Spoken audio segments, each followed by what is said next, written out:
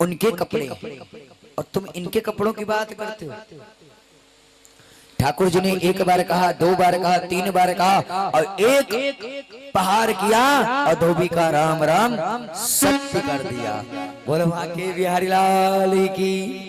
फिर आगे बढ़े, वहां से बढ़िया सुंदर सुंदर कपड़े ले लिए।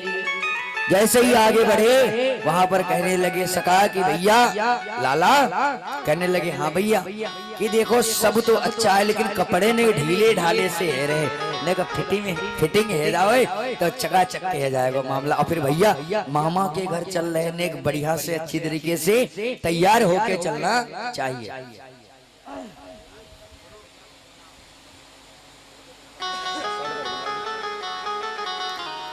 आज इधर आगे एक टेलर मिला यानी दर्जी। दर्जी से ठाकुर जी ने कहा, लेकिन वो दर्जी ठाकुर जी का ही भक्त था। उस दर्जी ने जैसे देखा और कपड़ों के लिए बोला, ठाकुर जी को देख करके दर्जी पहचान गया, फटाफट सखन के कपड़े फिटिंग के बना के पहना दिया और कहा ठीक है। लाला से कहने लगे लाला बढ़िया, सखा कहने लगे भैया सब बढ़िया चकाचक बिल्कुल फिट कपड़े आए। ठाकुर जी ने दर्जी से प्रसन्न हुए, दर्जी से कहा कि तुम भी कुछ वरदान मांग लो, मैं तुम्हारी भक्ति से प्रसन्न हूं। दर्जी ने वरदान मांगा, ठाकुर जी ने उसे वरदान दे दिया। फिर आगे चले। अब सका ग्वाल बाल कहने लगे भैया बेहतरीन कपड़े है गए, बालन में बढ़िया जेल लग गया, अब नो काम करो। एक काम, क्योंकि ब्रजवासियों को बड़ा शौक होता है माथे पे चंदन पोतना यहाँ तक और गले में माला और बढ़िया ठंडाई चकाचक। अब कहने लगे भैया सब तो बढ़िया है लेकिन नू बताओ कि माला और चंदन की व्यवस्था और हो जाए। माता कुब्जा निकल के जा रही थी। माता कुब्जा को मेरे ठाकुर जी ने देखा, आगे से घेर लिया। माता कुब्जा कहती हैं, जब घेरा और कहा ठाकुर जी ने अरे सुंदरी, कुब्जा ने कहा अरे मुझे सुंदरी कौन बोल रहा है। कहने लगी ये चंदन का लेप जो है मेरे सखन को लगा दो। कुब्जा ने मना नहीं किया। फिर कहने लगी महाराज ये तो कंस के लिए है। अरे ठाकुर जी ने कहा तो पतो ना भैया, ये जो कंस मेरो मामा ही तो है, और जब तुमसे कंस पूछे तो नो कह दियो कि तुम्हारा भांजा आया था और तुम्हारे चंदन का लेप अपने माथे पे और अपने सखन को लगाएगा। माता कुब्जा ने ठाकुर जी के चंदन की सेवा करी और जब चंदन की सेवा कर रहे थे चंदन में इतनी खुशबू थी, इतनी खुशबू थी, उसी की खुशबू के खुशबूदार बन गए। और माता कुब्जा ने कहा कि जैसे मेरो लाला यानी कन्हैया जी का स्वरूप है ऐसे ही मैं परम सुंदरी हो जाऊं। ठाकुर जी ने एक उंगली टोड़ी पे लगाई, अपने अंगूठे के पंजे से दबाया, एक झटका दिया, कुब्जा परम सुंदरी बनी। अब ठाकुर जी ने माला पहन ली, चंदन पहन लिए, सका सब तैयार रह गए। अब कह रहे भैया मामा के घर कितनी दूर है। कह रहे बस चिंता मत करो, मामा के नजदीक ही हम पहुंच आए। पूरे मथुरा में जिनको भगवान के बारे में पता था उन्होंने भगवान का सम्मान किया, स्वागत किया। और लेकिन जो कंस को मानते थे वो मजबूरी थी उनके भक्तों के पास, क्योंकि अगर भगवान को जो जपते तो वो उनको दंडित करता था, इसलिए चुप चुप ही जपते थे। और आज ठाकुर जी जैसे ही नगरी में अपने महलों में प्रवेश किया, कंस के तहलका मच गया, हाहाकार होने लगा, भगदड़ पड़ गई। कहने लगे कौन आया। कहने लगे कंस का भांजा आया यानी कृष्ण आया है। और कैसे, अब जितने भी वहां पर राक्षस बैठे थे सबसे युद्ध होने लगा। बलराम जी अपना युद्ध कर रहे और हमारे ठाकुर जी युद्ध कर रहे हैं। ठाकुर जी ने हाथी इत्यादि का सभी को उद्धार किया और जाके कंस के पास पहुंच गए। एक छलांग लगाई और कंस के सिंहासन के पास पहुंचे। वहीं पर थोड़ी दूर पर धनुष दिया रखा था, शंकर जी का दिया हुआ धनुष था, और कह दिया था जो इस धनुष को तोड़ेगा वही तुम्हारा काल होगा। और कालों के काल तो महाकाल है, और काल का दिया हुआ धनुष श्री कृष्ण। देखो, कालों के काल महाकाल, और जो तोड़ेगा वो भी तेरा होगा काल, यानी कृष्ण। और मारने वाला कृष्ण, और मरने वाला कंस, और मौत देने वाला महाकालेश्वर काल। ध्यान देना, काल से भगवान शंकर। काल किसको कहते हैं? काल देने वाला महाकाल, मारने वाला कृष्ण। कौन कौन से वर्ड आ रहा? पहला काई आ रहा, कृष्ण, और मरने वाला कंस। उस धनुष को उठाया और एक बार में उसके 2 खंड कर दिए। जैसे उस खंड करे, कंस भयभीत हो गया, कांपने लगा, और वहां से ठाकुर जी ने छलांग लगाई, कंस के सिंहासन के पास पहुंचे और केसों को उसके अपने हाथों में भर लिया। जब केसों को पकड़ा तो कहने लगा कंस कि अरे कन्हैया, मैं तो तुम्हारा मामा हूँ। कृष्ण कहते हैं, ठाकुर जी मेरे कहते हैं, अरे मामा, वो दिन याद करो जब दुशासन ने द्रौपदी के बालों को पकड़ा था, तब भी मैं आया था। और जब कंस ने मेरी देवकी मैया के बालों को पकड़ा था, तब भी मैं ही आया हूँ। और याद रखना, जब जब स्त्री के बालों पर कोई अत्याचार यानी स्त्री को कोई सताएगा, तब तब उस मेरा अवतार हो। यानी कृष्ण जी कहना चाहते हैं, अरे कंस, आज कह रहा है कि मुझे दर्द हो रहा है। जब मेरी माँ का विदाई का टाइम था, लोग खुशी मनाते हैं, तब तूने मेरे माँ के केसों को पकड़ के और अपनी तलवार निकाल ली थी, और आज कहता दर्द हो रहा है। आवाज बढ़ाओ, थोड़ी सी खोल दो, थोड़ी सी बढ़ के चीखने वाला।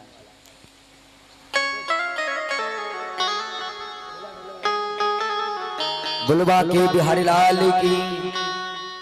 कंस का उद्धार करा दें?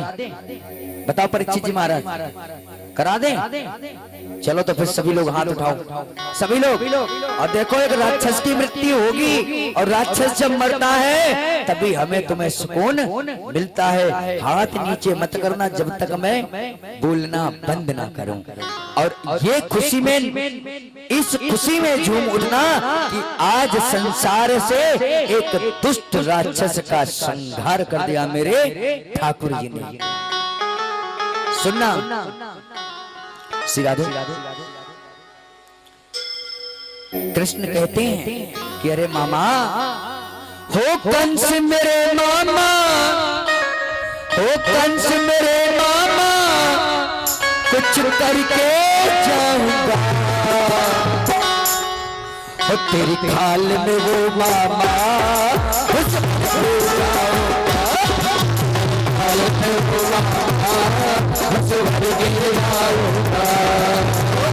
मेरे मामा, वंश मेरे मामा, वंश मेरे मामा, अरे वंश मेरे मामा, चुन के जाओ। खड़े करेंगे हाथ। राक्षस का उद्धार है, हाथों को नीचे मत करना। लो, हमारे पास मजबूरी है, क्योंकि हम तो इतनी तेज ताली बजाएं तो गद्दी हिलने लगती, तो हमें मजबूरन में नीचे करना पड़ता है। ठाकुर जी कहते हैं, कंस मामा, आज चिंता मत कर, अब मैं आ गया हूं तेरी खाल में घुस भर के जाऊंगा। हो कंस मेरे मामा, हो कंस मेरे मामा, घुस भर के जाऊंगा। हो तेरी खाल में वो मामा, घुस भर के जाऊंगा। तेरी खाल में घुस भर के जाऊंगा।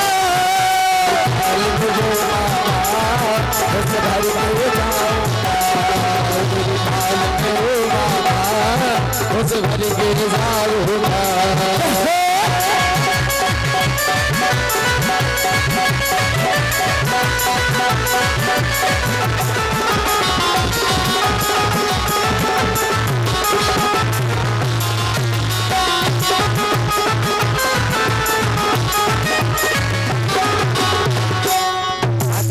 ठाकुर जी ने कंस को केसों को पकड़ रखा है और दबा रखा, छाती पे बैठे हैं और कहते हैं मामा आज तेरी खाल में फुस भर दूंगा, इतना मारूंगा।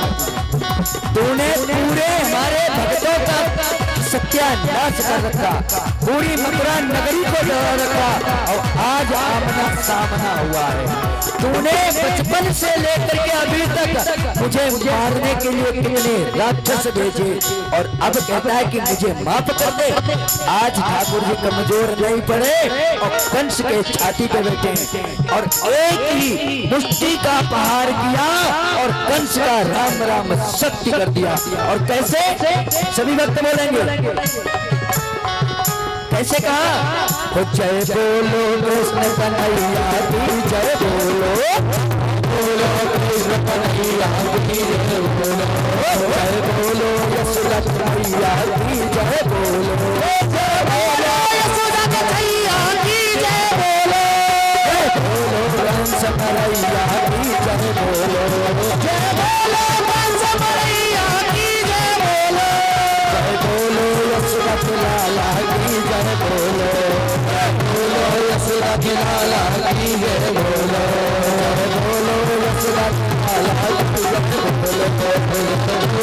यशोदा के लाला की जय, बोलो कंस कन्हैया की जय, बोलो कंस कन्हैया की जय, बोलो राधा कुमारी की जय, बोलो राधा कुमारी की जय,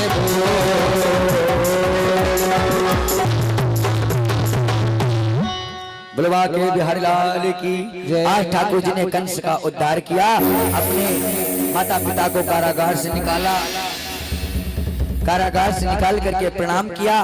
प्रणाम करने के बाद आज माता देवकी अपने पुत्र को देख रही, कितने दिनों तुम बाद है आए, मेरे प्राण दिल में समाए हो कन्हैया,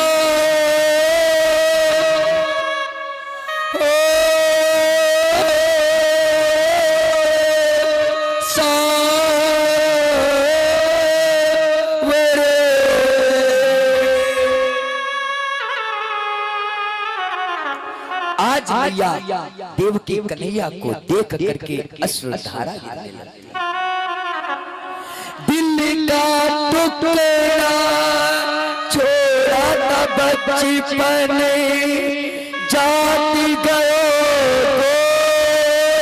कुल में बसी गयो, पिता तेरे वसुदेव लाला सर पे रख के गोकुल छोड़ो, ये दुष्ट कंसिता मुझ पे भारी, तेरी मात के केसी को पकड़ा। आज माता देवकी ने लाला को सारा वृत्तांत बताया। जब लाला को बताया तो लाला ने सोचा कि मैया मामा का तो मैंने कल्याण कर दिया, अब जो मथुरा में और भी रह गए उनका भी साथ साथ कल्याण करके आ रहा हूँ। अब कोई चिंता नहीं। अब मथुरा के राजा कौन है? मथुरा के राजा और माता पिता को छुड़ा करके प्रणाम किया। और सुनना, कंस दुष्ट था, माताएं बहनें सब सुनना, जो स्त्री चाहे पुरुष हो चाहे स्त्री हो, अगर वो 9 बजे से पहले नहीं नहाते हैं उनको बड़ा दंड अपराध भोगना पड़ता है। ध्यान देना, नहाने की जो प्रक्रिया थी ये संसार में आई कहां से थी? दुष्ट कंस नहाता नहीं था, इसीलिए उसकी बुद्धि ऐसी थी। और जो नहाता नहीं है जीवन में वो कुछ नहीं कर पाएगा। यानी जो लेट भी, अब नहाने का टाइम क्या होता है?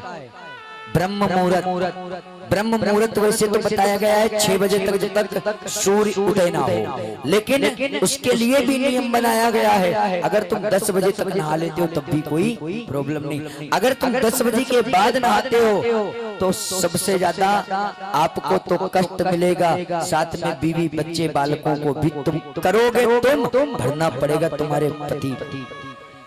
तो इसलिए स्नान जो भी हो सुबह नहाना चाहिए। आज देवकी मैया और वसुदेव जी महाराज अपने लाला को देखा, इसीलिए आज ठाकुर जी महाराज लाला को देख करके बैठे, सभी लोग विराजमान हैं। अब आज ठाकुर जी महाराज जब वहां बैठे थे तो तुरंत उनको राधा की याद आ गई, और राधा की जब याद आई माता यशोदा की याद आई। मैया यशोदा आज इंतजार करती कि मेरा लाला आएगा जरूर। आज वसुदेव जी महाराज ठाकुर जी महाराज को गुरुकुल पढ़ने के लिए भेज दिया उज्जैन। उज्जैन में जाकर के पढ़ाई करी, वहां से पढ़ाई करके वहां पर सुदामा से मित्रता हुई, वहां से लौट करके आए। आज जब माता यशोदा यानी देवकी मैया जब भोजन लेके गई तो लाला को रोते हुए देखा और कहती है मैया कि लाला क्यों रो रहे?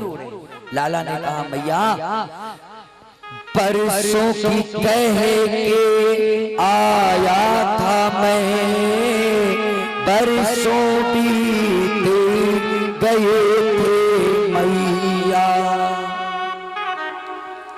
हाथ से अच्छा माखन मिश्री देती थी मुझे यशोदा मैया। देवकी मैया समझ गई और रोने लगी, कहने लगी लाला तुझे यशोदा की याद आ रही है। लाला कहते हैं मैया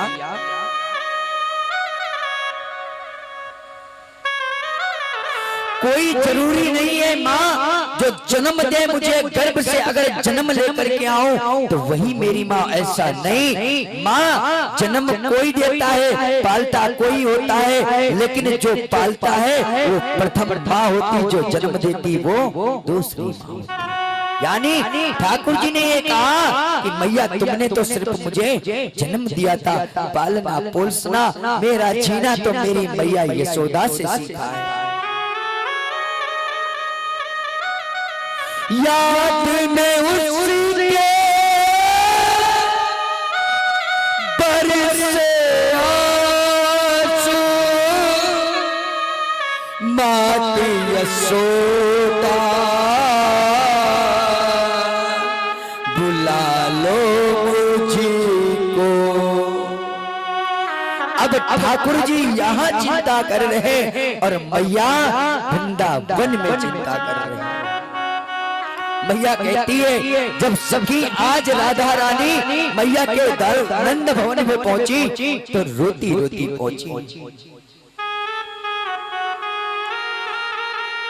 आज राधा रानी मैया से पूछती मैया कान्हा ने कहा था मैं परसों आ जाऊंगा, बरसों बीत गए अभी तक नहीं आया। आंखों से बरसे हमारे आ जाओ कान्हा प्राण प्यारे, रोती है मेरी अखियां ओ आजा प्यारे बनवारी, रोती है अखियां मेरी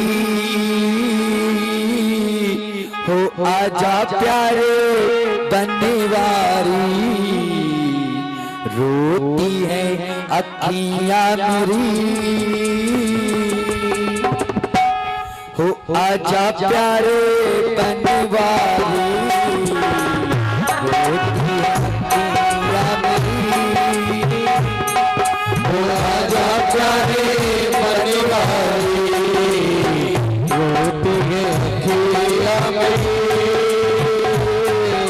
हो आजा प्यारे मैया और राधा रानी याद करती है कि लाला आजा।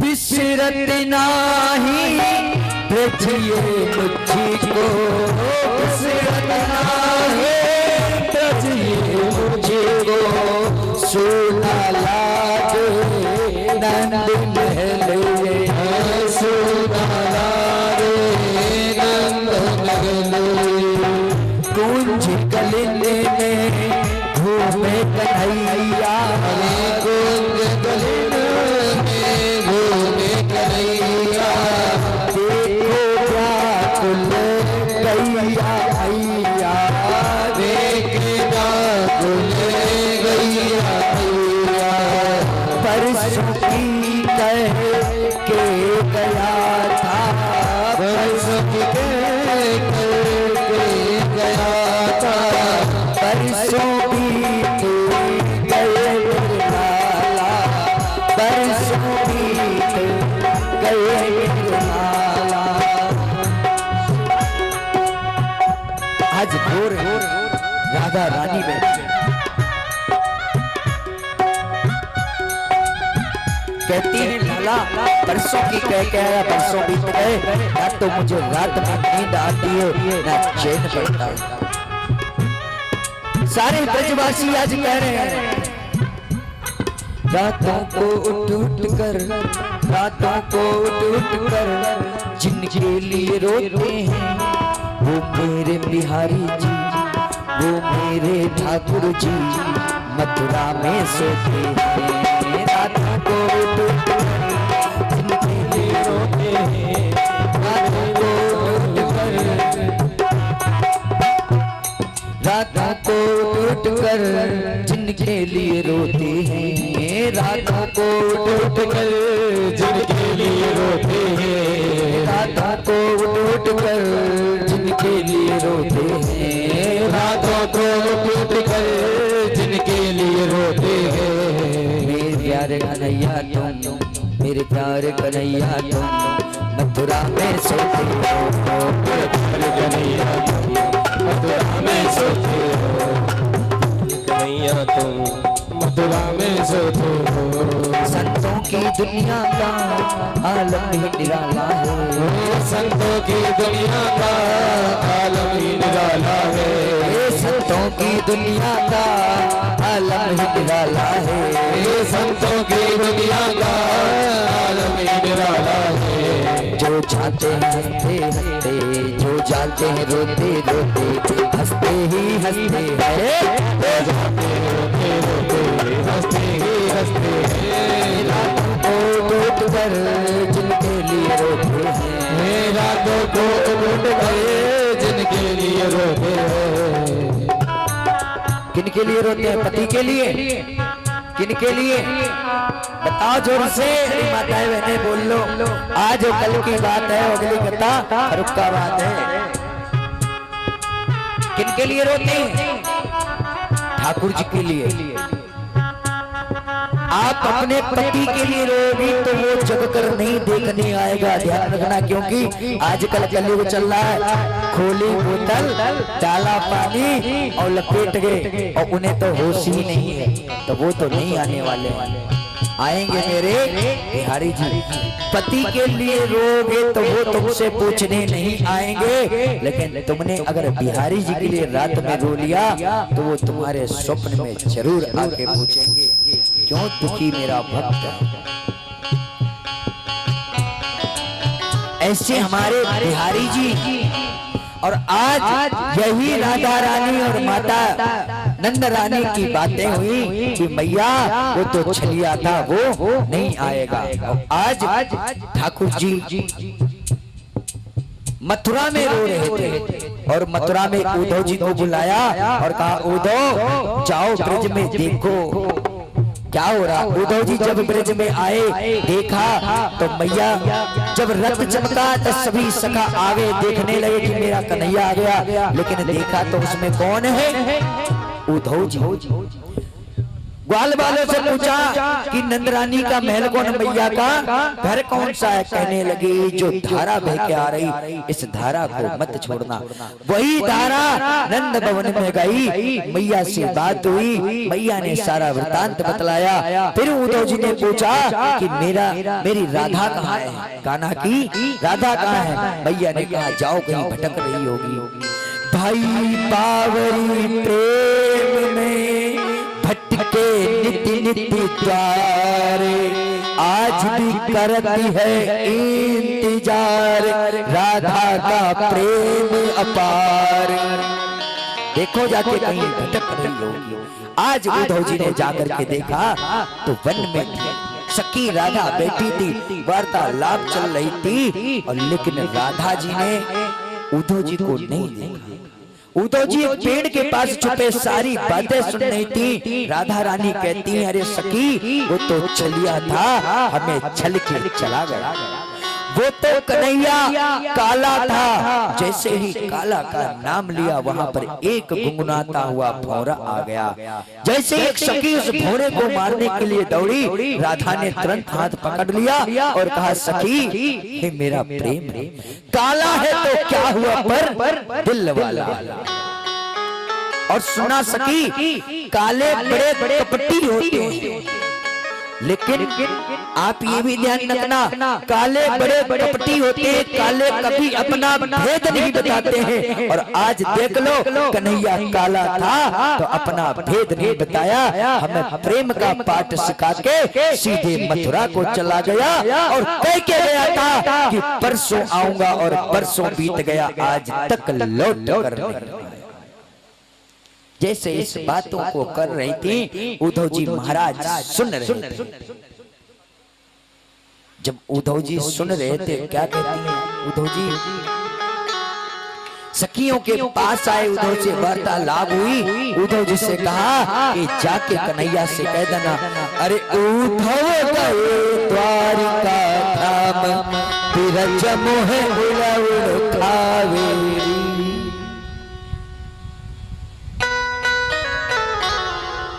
अरे उद्धव गए द्वारिका धाम, बिरज मोह उड़ कावेरी।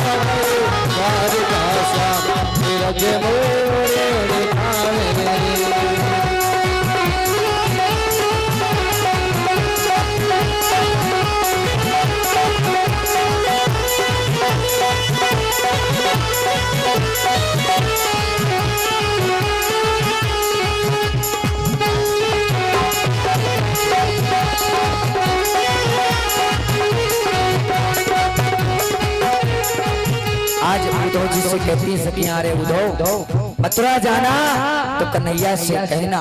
सारा वृतांत बताया। आज ठाकुर जी कन्हैया के पास पहुंच, उद्धव जी कन्हैया के पास पहुंचे, सारा वृतांत बताया और कहा कन्हैया तुम्हारे प्रेम में तुम्हारी मैया का हाल बड़ा बुरा हुआ।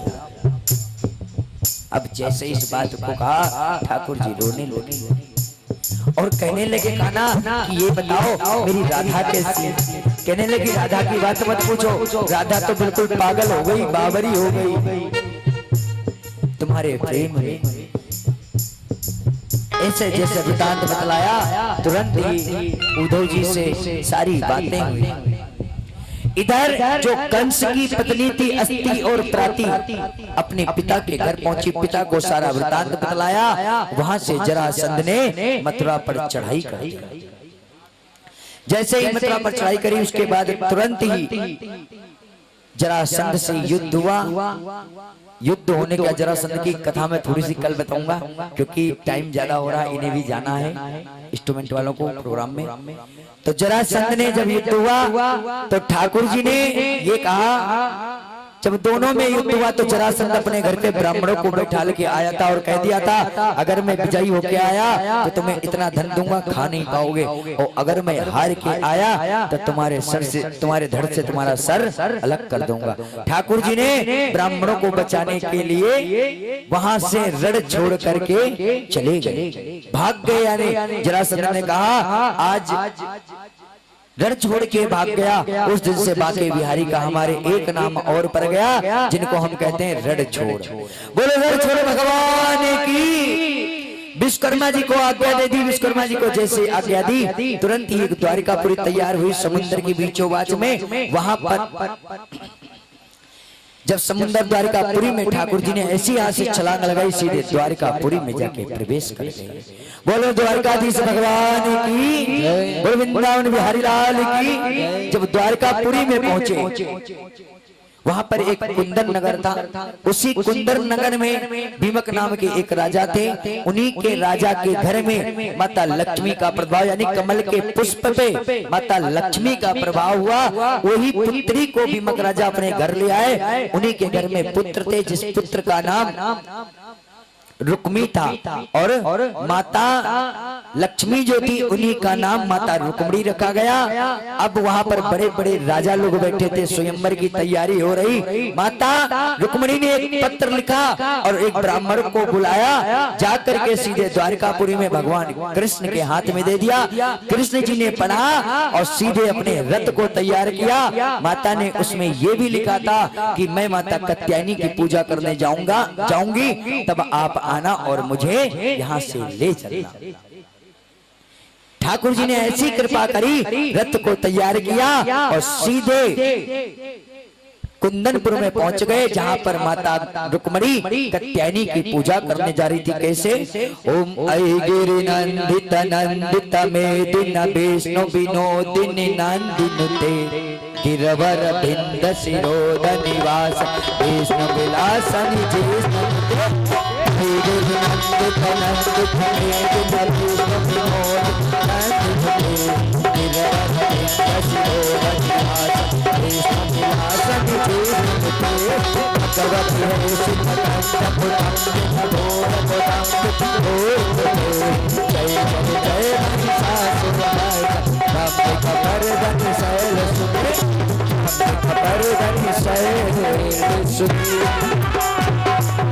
माता रुक्मणी पहुंची। भैया झांकी तैयार हो तो बुला लो फटाफट शीघ्र ही।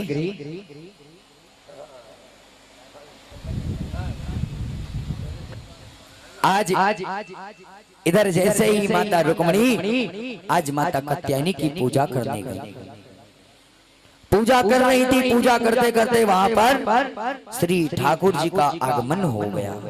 माता कात्यायनी से माता रुक्मणी ने क्या मांगा कि हे देवी, कहते हैं जब कन्या की जब विवाह होता है तो कन्या देवी की पूजा करती है।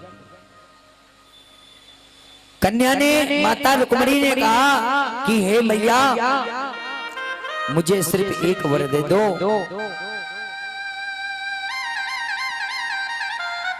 कि जो द्वारिकापुरी के राजा है वही मेरे पति हो। और कैसे?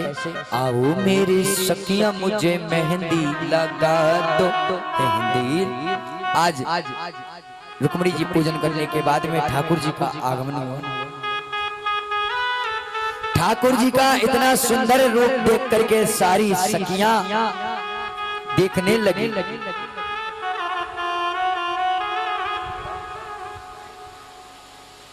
जब इधर सखियां देखने लगी और जब गोपाल जी जा रहे थे मंदिर की तरफ, तो जितने वहां पर सैनिक थे सबने कहा कि अरे कितना सुंदर स्वरूप है, कितना मनमोहक रूप है। और आज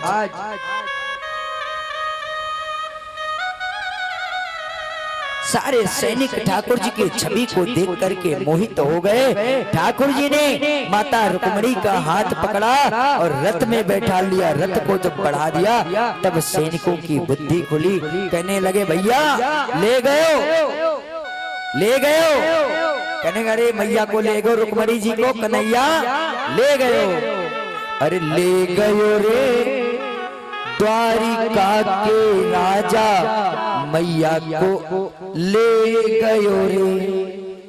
और जब ठाकुर जी माता रुक्मणी को रथ में बैठा लिया तो भाई आया बीच में। जैसे ही भाई ने बीच में आया और ठाकुर जी से युद्ध करना चाहा, तुरंत ठाकुर जी ने अपना खड़ग तलवार निकाली, जैसे उसको मारने के लिए दौड़े। माता रुक्मणी हाथ जोड़ गई, कहने लगी स्वामी ये मेरा भाई है, जैसा भी है वैसा भी है, पर है तो तुम्हारा साला और तुम इसके जीजा। ठाकुर जी ने मुस्कुरा करके उनके भाई को भी छोड़ दिया और माता रुक्मणी को लेकर के सीधे द्वारिकापुरी में पहुंच गया। बड़ा सुंदर द्वारिका नगरी को सजाया गया और बड़ी धूमधाम से शादी मनाई जा रही है। बोलो बांके बिहारी लाल की, बोलो सांवरे सरकार, बोलो वृंदावन बिहारी लाल की।